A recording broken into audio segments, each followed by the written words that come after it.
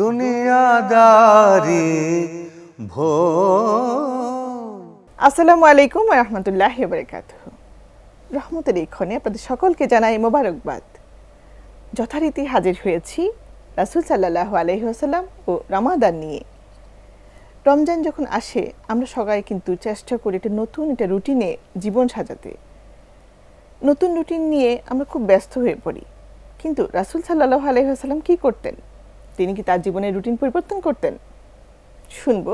আমাদের স্টুডিওতে একজন আপা আছেন, আমাদের স্টুডিওতে আছেন শিক্ষাবিদ মুহসিনা মমতাজ মারিয়া। আসসালামু আলাইকুম। ওয়ালাইকুম আসসালাম ওয়া রাহমাতুল্লাহি ওয়া বারাকাতুহু। সুপ্রিয় দর্শক, আপনাদের সাথে আছি আমি নুসরাত তামান্না ফারুকী। আর আমাদের সাথে একজন আপা আছেন, তার কাছে আছে আমরা শুনবো রাসূল সাল্লাল্লাহু আলাইহি ওয়াসাল্লাম কিভাবে রমজানের একটি দিন শুরু করতেন। চলুন একটু আপনার কাছে জেনে নিই যে রাসূল সাল্লাল্লাহু আলাইহি ওয়াসাল্লাম রমজানে যখন নতুন রুটিন করতেন সেই দিনের প্রথম কীভাবে শুরু করতেন তিনি। ধন্যবাদ আপা। রাসূল সাল্লাল্লাহু আলাইহি সাল্লামের আসলে আপনি যে কথাটা বলেছেন এটা খুব গুরুত্বপূর্ণ একটা কথা, যে রাসূলের রমজানের এক একটা দিন তার অন্যান্য বছরের অন্যান্য সময়ের দিনগুলোর থেকে খুব বেশি অন্যরকম ছিল না। হয়তো রমজানে রাসূল ইবাদত বাড়িয়ে দিতেন, আল্লাহর ভালোবাসা পাওয়ার জন্য চেষ্টাগুলোকে বাড়িয়ে দিতেন, কিন্তু এই প্র্যাকটিসগুলো রাসূল সারা বছর ব্যাপী করতেন। রমজানে রাসূল যেটা স্পেশালি যে কাজগুলো করতেন, দিনের শুরুতে তার মধ্যে একটা এরকম এক হাদিস পাওয়া যায় যে রাসূল করিম সাল্লাল্লাহু আলাইহি সাল্লাম ফজরের পরে আর একটু বেশি সময় ধরে বসে থাকতেন। উনি সূর্য ওঠা পর্যন্ত বসে জিকির করতেন, কোরআন পড়তেন। আগের দিন ওই দিন সারা রাত ধরে রাসূল সাল্লাল্লাহু আলাইহি সাল্লাম রমজানের সময় স্পেশালি জিবরাইল আলাইহিস সালামকে কোরআন পড়ে শোনাতেন। এটা খুব সুন্দর একটা ইবাদত আমরা পাই। আগে জিবরাইল আলাইহিস সালাম ওনাকে শোনাতেন আর রমজানে রাসূল আবার তাকে পড়ে শোনাতেন। এবং পরবর্তী সময় ফজরের পরে যখন আলো ফুটে যেত, সূর্য উঠে যেত, সাহাবীরা সব সময়ের মতন এসে তার চারপাশে জড়ো হতেন। ওনারা বিভিন্ন বিষয় জানতে চাইতেন, রাসূল তাদেরকে নাসিহা করতেন। এই বিষয়টা আমরা জানতে পারি। আরেকটা সুন্দর একটা হাদিস আছে, রাসূল সাল্লাল্লাহু আলাইহি সাল্লাম ওনার রমজানের প্রত্যেকটা দিনে উনি প্রবাহমান বাতাসের থেকে বেশি বেগে সাদাকা করতেন, এবং সেটা উনি সকাল থেকেই শুরু করতেন।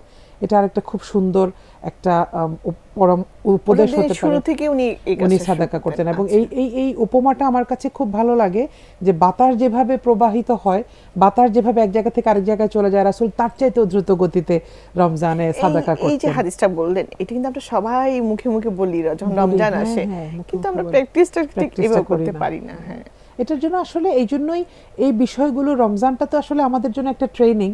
আমরা এই সময় এগুলো বেশি বেশি করে পড়লে যেটা হয়, আমাদের মাথায় আসে যে না, আমিও চেষ্টা করবো এরকম করে করতে।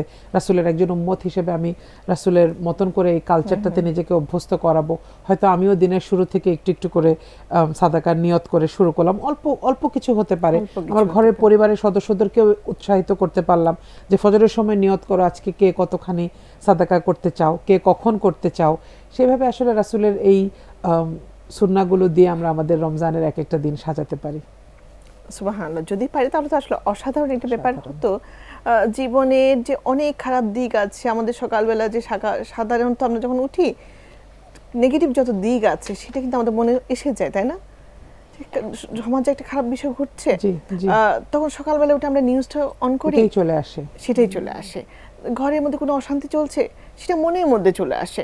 তো রমজানের যে বিশেষত্ব, যে বিশেষ একটা আমরা দিন উদযাপন করছি, সেটা কিন্তু ভুলে যাই, তাই না?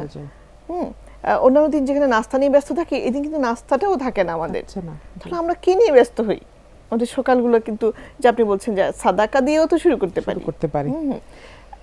যখন দুপুর আসে, তাই না, আমরা নারীরা যারা বেশিরভাগ ঘরে থাকি, আমরা সাধারণত চেষ্টা করি কি একটু ঘুমিয়ে নেই।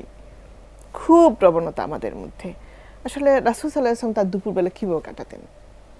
আপনার প্রশ্নটা শুনতে শুনতে একটা জিনিস মনে পড়ছিল, যে বুখারীর একটা সহিহ হাদিস আছে এরকম, আল্লাহ রাসূল বলেছেন সাল্লাল্লাহু আলাইহি ওয়াসাল্লাম যে মানুষ তার জীবনের দুটো নেয়ামত দিয়ে সবচেয়ে বেশি ক্ষতিগ্রস্ত হয়। একটা হচ্ছে সুস্থতা, আর একটা হচ্ছে অবসর, ফ্রি টাইম। সুন্দর একটা হাদিস। এবং আমাদের রমজানের দুপুরটা আসলে আপনি যেটা বলেছেন এটা সত্যি, যে আমরা দুপুর টাইমটাকে একটু অলসতা ধরে আমাদের তখন অবসর পেয়ে যাই। আবার অন্যটাও হয় যে আমরা মেয়েরা দুপুর থেকে একেবারে কিচেনে খুব হেভি ভাবে ব্যস্ত হয়ে যাই, মারাত্মকভাবে ব্যস্ত হয়ে যায় যে জোহরের টেবিল আজান দিল আর ভরে ব্যস্ততা আমাকে শুরু হয়ে গেল। জি টেবিল ভরে আমাকে ইফতার বা খাবার আয়োজন করতে হবে আমার বাচ্চাদের জন্য, আমার পরিবারের সবার জন্য। অথচ আমরা যদি রাসূল সাল্লাল্লাহু আলাইহি সাল্লামের জীবনের দিকে তাকাই, রাসূল সাল্লাল্লাহু আলাইহি সাল্লামের জীবনে আমরা দেখি উনি সংযম শব্দটার, সংযমের যে ধারণাটা, এইটার পুঙ্খানুপুঙ্খ উদাহরণ হচ্ছে রাসূল সাল্লাল্লাহু আলাইহি সাল্লামের জীবন। তিনি কখনোই কোনো আভিজাত্য, কোনো বিলাসিতা, কোনো প্রয়োজনের থেকে অতিরিক্ত অথবা মানুষকে প্রদর্শনের জন্য কোনো বাহুল্য করেন নাই। এমনকি নফল ইবাদতে পর্যন্ত রাসূল আকরাম সাল্লাল্লাহু আলাইহি সাল্লাম কখনো এরকম বাড়াবাড়ি পর্যায়ে করেন নাই যেটাতে মানুষ বিরক্ত হতে পারে, মানুষ সেটাকে নিজের জন্য কম্পালসারি করতে পারে। রাসূল সবসময় এই জিনিসটা করতেন যে রমজানে দিনের বেলায় একটু রেস্ট নিতেন, যেহেতু উনি সারা রাত জাগতেন, সারা রাত ইবাদত করতেন, সারা রাত তাহাজ্জুদ করতেন এবং শেষের 10 দিন ইতিকাফে বসতেন। দিনের বেলা একটু বিশ্রাম করতেন, কিন্তু সেটা কখনোই এমন ছিল না যে রাসূলের অনেক সময় বিশ্রামে কেটে যেত। রাসূলকে একবার সাহাবীরা জিজ্ঞেস করেছিলেন যে আপনি কিভাবে এত অল্প ঘুমে আপনার হয়? রাসূল তখন বলতেন আমার চোখ ঘুমায় কিন্তু আমার অন্তর ঘুমায় না। তার মানে এই যে কানেকশনটা সবসময় রাখা আল্লাহ রাব্বুল আলামিনের সাথে, কি দুপুর কি সকাল কি রাত কি শেষ রাত, এইটা রাসূলের জীবনের, বিশেষ করে রাসূলের জীবনের রমজানগুলোর সবচাইতে বড় শিক্ষা, যে আল্লাহর সাথে সবসময় কানেক্টেড থাকা। এবং রাসূল সাল্লাল্লাহু আলাইহি ওয়াসাল্লাম নিজেই বলেছেন যে রমজানে প্রত্যেকটা কাজের জন্য আল্লাহ রাব্বুল আলামিন বাড়তি আমাদেরকে দিবেন, বোনাস দিবেন। তো এই বোনাসের জন্য তো আমরা সবাই সেই রকম লোভী হওয়া উচিত। আমরা বোনাসের কথা বলছি, রোজাটার যে পুরস্কার সেটা তো আল্লাহ তাআলা হাইড রেখেছেন, নিজের হাতে দিবেন। জি জি, তাই না? সেখানে ঘুমিয়ে কাটানোর মতো এত অবসর আসলে আমাদের পাওয়া উচিত না। অবশ্যই অবশ্যই। আচ্ছা, এখন যে প্র্যাকটিস আমাদের মধ্যে হয়ে গেছে যে দুপুর থেকে ইফতারের কথা বলছি, তাই না? রাসূল সাল্লাল্লাহু আলাইহি ওয়াসাল্লাম কি ইফতারের আগে এমন কোনো আয়োজন করেছেন? ওনার ইফতার উনি কিভাবে করেছেন তাহলে? এটা আমার কাছেও খুব আলোচনার জন্য খুব মজার একটা টপিক। এটা আমি সবসময় এই কথাটা নিজেকে সহ আমার চারপাশে সবাইকে বোঝাতে চেষ্টা করি যে রাসূল আকরাম সাল্লাল্লাহু আলাইহি সাল্লামের জীবনে কোনো রকমের কোনো বাহুল্য ছিল না, বাহুল্যতা ছিল না, কোনো রকমের কোনো প্রদর্শন ইচ্ছা ছিল না। এমনকি উম্মুল মুমিনিনদের জীবনী যদি আমরা পড়ি, সেখানেও পাতার পর পাতা আমরা পড়তে পারবো, শত শত পৃষ্ঠা তাদের জীবনী আমরা পড়তে পারবো, কিন্তু এই ধরনের কোনো আলোচনা আমরা পাই না তারা কে কতটা আইটেম দিয়ে রাসূলকে খেদমত করতেন, রাসূলকে সন্তুষ্ট করার চেষ্টা করতেন, কে কত বেশি রন্ধন শৈলীতে পটু ছিলেন। বরং আমরা তাদের ইবাদতের প্রতিযোগিতা, তাদের দানের প্রতিযোগিতা, তাদের একজন আরেকজনের থেকে আল্লাহর প্রতি ভালোবাসা প্রদর্শনের প্রতিযোগিতাগুলোই বরং, ওই গল্পগুলোই বরং বেশি পাই সিরার পৃষ্ঠায় পৃষ্ঠায়। তো এই জন্য আমার কাছে সবসময় এটা মনে হয় যে রাসূলের জীবনে, বিশেষ করে রমজান মাসে রাসূল আকরাম সাল্লাল্লাহু আলাইহি সাল্লাম আমাদেরকে যেই সংযম ধারণাটা দিয়েছেন, এইটা আসলে সত্যি সত্যি আমাদের প্রমাণ করা উচিত। ব্যাপারটা এটা না যে শুধু আমি মুখে মুখে এটা বলবো, কিন্তু আমি খাওয়ার সময় আমার একটা দুইটা আইটেম দিয়ে হয়ে যাচ্ছে, আমি হয়তো 18-20টা করছি, আমি হয়তো 8-10টা আইটেম করে টেবিল ভরাচ্ছি। সংযমটা ওখানেই আসলে দরকার। সত্যিকারের একজন কনসার্ন মুমিন হিসেবে, মুসলমান হিসেবে আমি যদি রমজানের পুরো বারাকাটা আল্লাহর কাছ থেকে চাই, আমার চিন্তাটা ওই রকমই হওয়া উচিত যে আমি কোথায় কোথায় সীমার বাহিরে চলে যাচ্ছি আর কোথায় কোথায় আমার সংযমের রশিটা টেনে ধরা দরকার। অনেক সময় আমরা বাজারঘাট করতে গিয়ে অনেক বেশি বাহুল্য করে ফেলি। হয়তো আমার বাচ্চাটা আমার খুবই প্রিয়, আমার কলিজার টুকরা সন্তান, কিন্তু তাকে আমি একটা জামার জায়গায়, 2টা ড্রেসের জায়গায় হয়তো 5-6টা ড্রেস কিনে দিচ্ছি, তাকে অনেক কিছু বাহুল্য করতে দিচ্ছি, অ্যালাউ করছি। এটা তো রমজানের শিক্ষা না। আমরা তো সংযম যে শব্দটা বলছেন, সেটা আমরা মনে করি শুধু না খেয়ে থাকা, শুধু না খেয়ে থাকা। হ্যাঁ, আমরা সারাদিন খাচ্ছি না, আমার সংযম হয়ে গেছে। জি, অথচ পরিষ্কার হাদিসে আছে না যে নিজের আচরণ থেকে শুরু করে অন্যান্য সমস্ত বিষয় সংযম করতে পারে নাই, তার শুধু খাবার দাবার আর পানীয় না খেয়ে থাকার মধ্যে আসলে আল্লাহর কাছে এটা খুব গুরুত্বপূর্ণ নয়। না খেয়ে থাকলে তাতে আল্লাহ তাআলা কিছুই যায় আসে না। এটাই আর কি, সংযমটা আসলে ওইটাতেই করতে হবে। এটা কঠিন, আমি বুঝি। আমরা একটা পুঁজিবাদী সমাজ ব্যবস্থার মধ্যে আছি, এখানে কেনাকাটা করাটাকেই খুব বেশি গ্লোরিফাই করা হচ্ছে, বারে বারে দেখানো হচ্ছে, আমার বিভিন্ন জিনিসের প্রয়োজন তৈরি করে দেয়া হচ্ছে, কৃত্রিম চাহিদা তৈরি করে দেয়া হচ্ছে। কিন্তু আসলে আমাদের এই সমস্ত কিছুর বিপরীতে আমরা কতখানি বারবার ফিরে যেতে পারছি রাসূলের জীবনের দিকে, তার করে যাওয়া সুন্নাহগুলোর দিকে, সেটাই তো আমাদের ঈমানের পরীক্ষা। আপা আপনি বলছেন যে ইফতারি তিনি তৈরি করতেন না, মানে খুব বেশি বাহুল্যতা ছিল না, তো ওনার ইফতারটা কেমন ছিল, উনি কিভাবে তাহলে ইফতার করতেন? আচ্ছা, রাসূলের ইফতারের ব্যাপারে অল্প কিছু হাদিস পাওয়া যায়। এর মধ্যে একটা খুব ইম্পর্টেন্ট হাদিস পাওয়া যায় এরকম যে আনাস ইবনে মালিক রাদিয়াল্লাহু আনহু থেকে বর্ণিত, রাসূল সাল্লাল্লাহু আলাইহি ওয়াসাল্লাম ইফতারের সময় হলে খেজুর খেতেন, শুকনা খেজুর যদি থাকতো খেতেন, অথবা শুকনা যদি না থাকতো উনি একটা ভেজা খেজুর খেতেন, খেজুর যদি নাও থাকতো উনি পানি খেয়ে রোজা ভাঙতেন। মানে এইটার এই মধ্যে কথাকে কিন্তু বিশ্বাস মানে এক্স্যাক্টলি আসলে বিশ্বাস করতে কষ্ট হয় যে কষ্ট হয়। আমাদের রাসূল যিনি পুরো বিশ্ববাসীকে শিখিয়েছেন সেই মহান ব্যক্তিটি কি খেয়েছেন, আমরা খেয়েছেন? সেটার দিকে তাকাচ্ছি না। না, তাকাচ্ছি না। এই যে রমজান আসছে, আমাদের সবচেয়ে প্র্যাকটিস শুরু হয় হচ্ছে আমার কয়টি আইটেম হলো, আমি দাওয়াতে কয়টি আইটেম করলাম, আমার প্রতিবেশী কয়টি খাওয়ালাম। তাহলে আমাদের জীবন আদর্শ রাসূলের আদর্শ একদমই সরে গিয়েছি আমরা, একদমই। এবং সরে দেখেন আপা, গেছি। এই হাদিসটা কিন্তু একটা ইঙ্গিত যে রাসূল পানি খেয়েও রোজা ভেঙেছেন। তার মানে হচ্ছে রাসূল এইটাই আমাদেরকে শিখাতে চেয়েছেন যে শুধু পানি খেয়েও তুমি রোজা ভাঙতে পারো, তোমার কোনো এটাই সুন্নাহ। এটাই সুন্নাহ, এটাই সুন্নাহ, এটাই হ্যাঁ। সুন্নাহ। এবং খেজুর যে রাসূল আকরাম সাল্লাল্লাহু আলাইহি সাল্লাম খেজুর খেয়ে যে ইফতারি করতেন, এখানে একটা সূক্ষ্ম একটা বিশ্লেষণের বিষয় আছে। ওইখানে ওই সময়ে মদিনাতে, আরবে খেজুর একটা খুব সহজলভ্য ফল ছিল। ড্রাই ফল হিসেবেও যদি আমি ধরি বা একটা সিজনের ফল হিসেবেও যদি ধরি, খেজুর একটা খুব সহজলভ্য জিনিস ছিল। এখন এটা নিয়েও যদি আমি আমার উপরে জুলুম করি যে রাসূল যেহেতু খেজুর খেতেন, ওইটা আরবের একটা ফল ছিল, আচ্ছা। রাসূল তখনকার একটা সিজনাল ফল খেয়ে রাসূল রোজা ভেঙেছেন, এটা আমি রাসূলের সুন্নাহ মনে করে খেতেই পারি। কিন্তু কখনো যদি এমন হয় যে আমি মনে করছি আমার এই সময় এই মুহূর্তে আমি যেখানে আছি খেজুর সহজলভ্য না, তাহলে কিছুটা কিন্তু expensive, হ্যাঁ। আরবের সংস্কৃতিতে খেজুর সহজলভ্য ছিল, আমার সংস্কৃতিতে আমার জন্য যেটা ফল বড়ই সহজলভ্য, আচ্ছা। কলা, বরই, শশা, যেটাই আমি ভালো মনে করছি, আমার জন্য স্বাস্থ্যকর মনে করছি, আমি ওইটাকে ওই নিয়তে আমি কিন্তু খেতে পারি। এখন এটা যদি আমি আবার মনে করি না আমাকে এখন খেজুরই খেতে হবে এবং এখানে পাওয়া যায় না কিন্তু আরেক জায়গার থেকেও আমি অনেক দাম দিয়ে খেজুর এনে খেতে হবে, সেটা আবার সুন্নাহর পরিপন্থী হয়ে যায় কিনা সেটা আমাদের একটু ভেবে দেখা উচিত। আমার সাধ্যে কুলালে তো আমার আমি করতে সাধ্যের মধ্যে, পারছি, অবশ্যই, আমার অবশ্যই। প্রতিবেশীর জন্য করতে পারছি। যদি না পারি তখন আপনার কথা যেটা বলছিলেন যে জি, সিজনাল যে ফ্রুটসটা Fruit আছে আছে, আমি আমি সেটাও সেটা খেতে দিয়ে পারি। ইফতার করতে পারি। জি। তাহলে আমরা দুপুর বেলা থেকে যে প্র্যাকটিসটা করি, ইফতার বানাতে বানাতে আসর যায়, মাগরিব শুরু হয়ে যায়, কিন্তু আমরা ইফতারের টেবিলে আসতে পারি না, বুঝতে পারছি না। পারছি না। তো রাসূল সাল্লাল্লাহু আলাইহি ওয়াসাল্লাম কি তাহলে তাড়াতাড়ি যে ইফতারের তাগাদা দিয়েছেন, আমরা কিন্তু সেটা তাহলে সেটা প্র্যাকটিস করতে পারছি না। জি। আমাদের জন্য আপনার পরামর্শ কি? আমার মায়ের জন্য, যে মায়েরা এই আয়োজনটা করছে তাদের জন্য আপনার পরামর্শ কি? পরামর্শ বলতে আমি নিজেকে সহই বলছি যে বাংলাদেশি কালচারে যেহেতু বেড়ে উঠেছি, আমারও কখনো লোভ হতে পারে যে আমি অনেক কিছু করে খাওয়াবো। এক্ষেত্রে আসলে আমাদের জন্য একেবারে সুন্দর একটা মিলিটারি ট্রেনিংয়ের মাস হচ্ছে রমজান, যে আমি নিজেকে শেখাবো।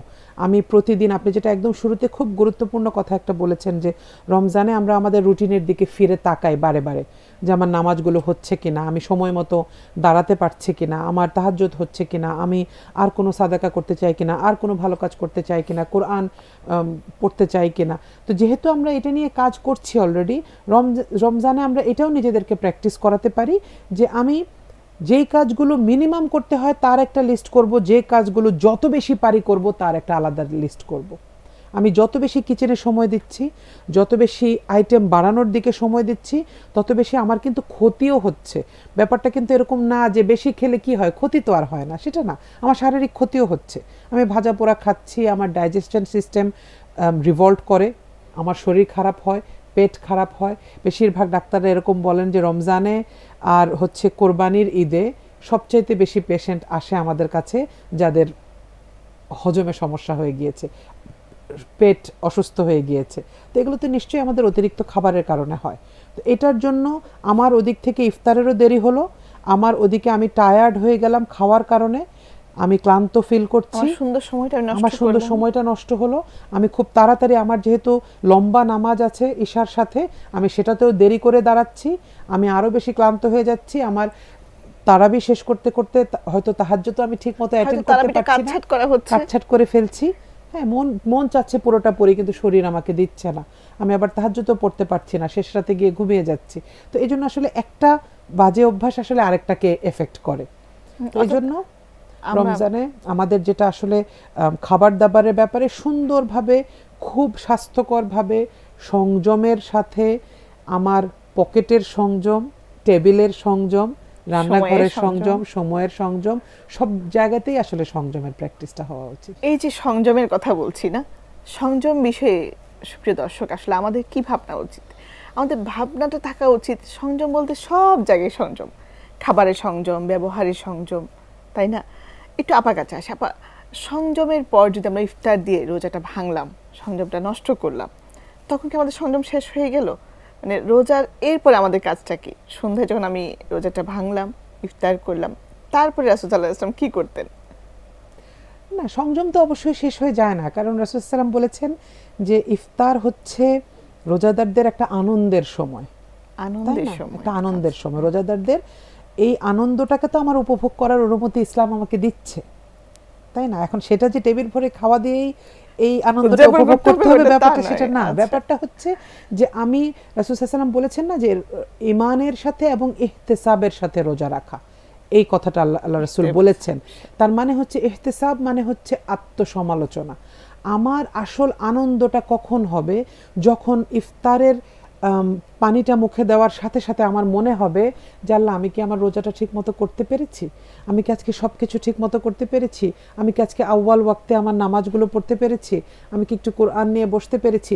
এগুলো যখন সবগুলো আমি মেলাতে থাকবো একটা একটা করে, ওইটাই আমার আনন্দ। আউয়াল ওয়াক্ত বলেছেন, তাই না? আমি দর্শকের জন্য একটু বলি, আউয়াল ওয়াক্ত বলতে হচ্ছে একদম আজান দেওয়ার সাথে সাথে প্রথম ওয়াক্তে। জি জি। তো এটাই তো আসলে আনন্দ। এবং ওইভাবে যদি আমি চিন্তা করি, রোজা আসলে আমাকে আভিজাত্য শেখায়, না? ইবাদত বন্দেগীতে বেশি বেশি করে করা, এত সুন্দর করে বলছেন, বেশি করে করা। আমি মানে চাই আমরা যেন এভাবেই আসলে রোজাটা উদযাপন করতে পারি। ইনশাআল্লাহ আল্লাহ যেন আমাদেরকে কবুল করেন। এবং এবং আমি আরেকটা জিনিস আমি খুব বলতে চাই সব সময়, যে অনেক সময় আমরা দেখি যে অনেকেই রমজানে আমি ইবাদত বন্দেগী করব দেখে আমি আমার অন্যান্য যে ফরজ দায়িত্বগুলো আছে সেগুলো থেকে একটু মনোযোগ সরিয়ে নিচ্ছি। যেমন আমি এটা বলি যে আমি যেহেতু ইবাদত বন্দেগী বেশি করব, সেজন্য হয়তো আমি আমার ঘরের যারা সাহায্যকারী আছে তাদের উপর একটু প্রেশার দিয়ে ফেলছি। আমি যেহেতু একটু ইবাদত বন্দেগী বেশি করব বা একটু আলাদা করে ইবাদত বন্দেগী করব, সেজন্য হয়তো আমি এমন একটা দায়িত্ব থেকে নিজেকে সরিয়ে নিচ্ছি যেটার কারণে হয়তো আমাকে আবার আল্লাহর কাছে জবাবদিহিতা আছে ওটার। তো এই জন্য আমার কাছে যেটা মনে হয়, রাসূলের জীবনের দিকে যদি আমরা তাকাই সাল্লাল্লাহু আলাইহি সাল্লাম, আমরা দেখি যে রাসূল আকরাম সাল্লাল্লাহু আলাইহি সাল্লাম কিন্তু কখনো ওনার ফরজ কাজগুলো থেকে এভাবে বিমুখ হয়ে যেতেন না। ওনার কাছে সাহাবীরা এসে বলতো যে আমি একদমই কোনো রাতেই ঘুমাবো না, প্রতি রাতেই তাহাজ্জুদ পড়বো। রাসূল বলতেন না, তোমরা এটা করো না, তোমাদের স্ত্রীদের হক আছে, তোমাদের নিজেদের শরীরের হক আছে, আমি সব কিছুই করবো, সাথে আমি বাড়তি কাজগুলো করব, হ্যাঁ, যাতে আল্লাহর কাছে আমি এটার জন্য পুরস্কার পাই এবং আমার যে নর্মাল যে ফরজ দায়িত্বগুলো আছে, অন্যান্য দায়িত্বগুলো আছে, সেগুলোর পুরস্কারও অব্যাহত থাকে। এটা আমাদের চেষ্টা করা উচিত। এবং একটা পুরো দিনের কথা যদি আমি চিন্তা করি যে রমজানের আমাদের একটা দিনের চেহারা কেমন হওয়া উচিত, সেখানে আমি এটা সবসময় আমার কাছে এটা মনে হয় যে রমজান একটা ট্রেনিং, এটা বারবার আমার নিজেকে বলা যে আমি এই যে 1 মাস আল্লাহ আমাকে খাবারের কষ্ট, না খেয়ে থাকার কষ্ট দিচ্ছেন, এতে আল্লাহর কোনো ফায়দা নাই। আল্লাহ তার বান্দাদেরকে কি পরিমাণ ভালোবাসেন এটা আমরা জানি, কিন্তু এই যে তার বান্দারা, সারা পৃথিবীব্যাপী বান্দারা না খেয়ে থাকছে, এটাতে কিন্তু আল্লাহ রাব্বুল আলামিনের কোনো আলাদা কোনো ফায়দা নেই।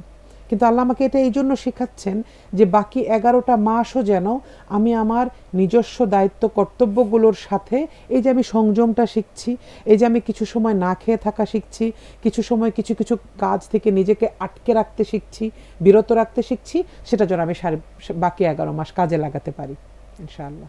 ইনশাআল্লাহ। খুব সুন্দর কথা। কিন্তু আপনি বলছেন যে এই যে বিরত রাখার যে টেন্ডেন্সি তৈরি হওয়া, তাই না, যে আমরা না খেয়ে থাকছি, তাহলে এটা তো হালাল খাবার, অবশ্যই, তাও আমি খাচ্ছি না, আমার আল্লাহ তাআলা ওই সময়টা নিষেধ করেছেন, সেই জন্য আমি করছি না। এই প্র্যাকটিসটা থাকলেই তো যথেষ্ট আসলে ভালো কাজ করার জন্য, তাই না, পাপ থেকে দূরে থাকা। আপা, খুব ভালো লাগলো, ধন্যবাদ আপনাকে আমাদেরকে সময় দেওয়ার জন্য। সুপ্রিয় দর্শক, আসলে যে কথাগুলো হচ্ছিল এত অল্প সময়ে আসলে বলাটাও কঠিন, বিদায় নেওয়াটাও কঠিন। তারপরে বিদায় নিতে হচ্ছে, যেহেতু সময় শেষ। আপার যে কথাগুলো ছিল আমরা চেষ্টা করবো আমাদের জীবনে যেন কিছুটা হলেও কাজে লাগাতে পারি। দেখা হবে আগামী আয়োজনে। সে পর্যন্ত সবাই ভালো থাকুন, সুস্থ থাকুন। আসসালামু আলাইকুম।